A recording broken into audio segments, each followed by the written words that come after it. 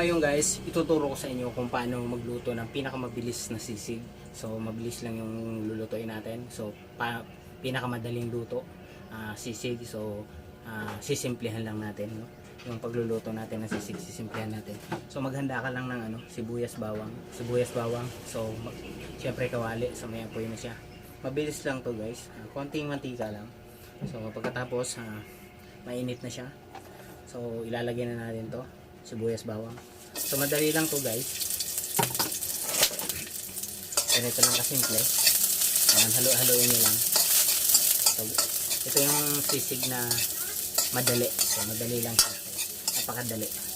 So yan, kapag okay na yung sibuyas bawang, pwede nyo ilagay ang karne.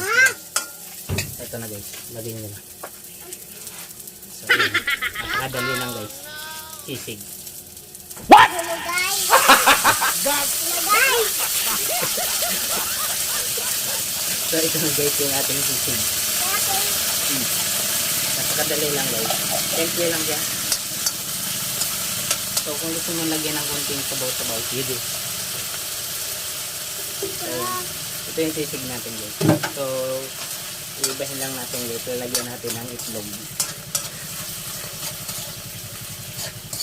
Ayan, sisig na guys. So napakadali lang. So ano pa ang hinihintay natin? Luto na guys. Ano pang hinihintay natin? Luto na.